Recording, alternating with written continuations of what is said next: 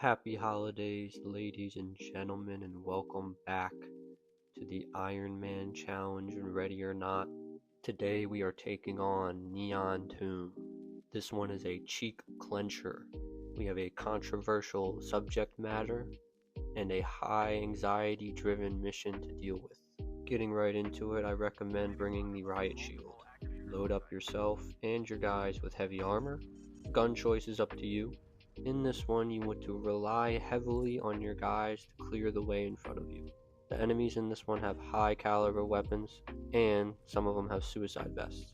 So make sure from beginning to end you're having your team clear for you.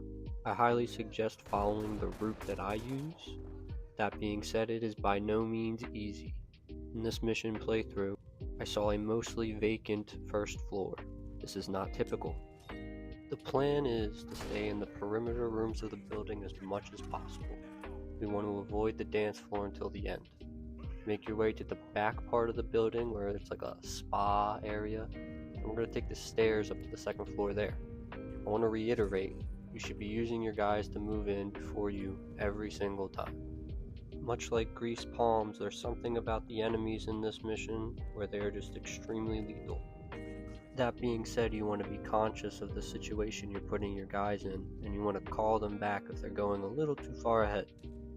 There's a couple of sections, especially on the second floor, where they just continue going on without you, and if they end up in a firefight alone, they're gonna lose.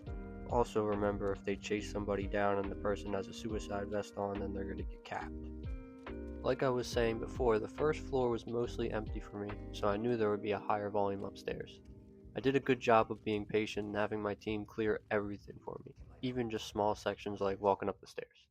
The mission is very chaotic due to the lights and noise. However, I think it's a bad idea to try to turn the music off, because the balcony where the DJ is sitting is an overly vulnerable position. The second floor is by far the toughest. The music gets really loud, and the rooms are almost maze-like. While your team is pushing ahead in front of you, just keep in mind you want to watch behind you, because the map is somewhat circular, so guys can be coming in behind you super easy. There are also multiple ways to get upstairs and downstairs, so if there are guys left on the first floor near that dance floor section, they could make their way up.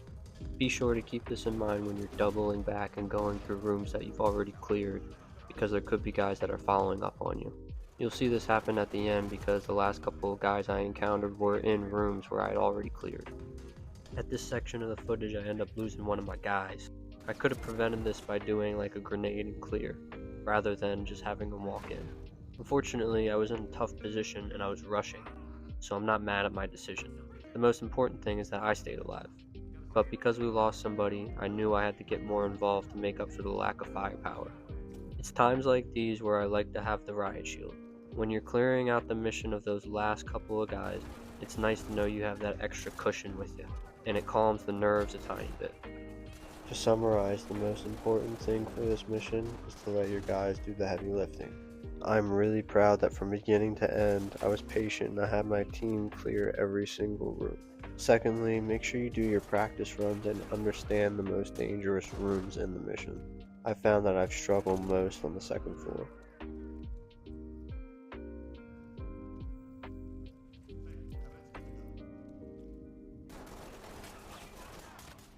And that's Neon Tomb, folks. Thank you all so much for watching. If you enjoyed this video, leave a comment, let me know. Hope y'all are having great holidays. I'll see you in the next one. Peace.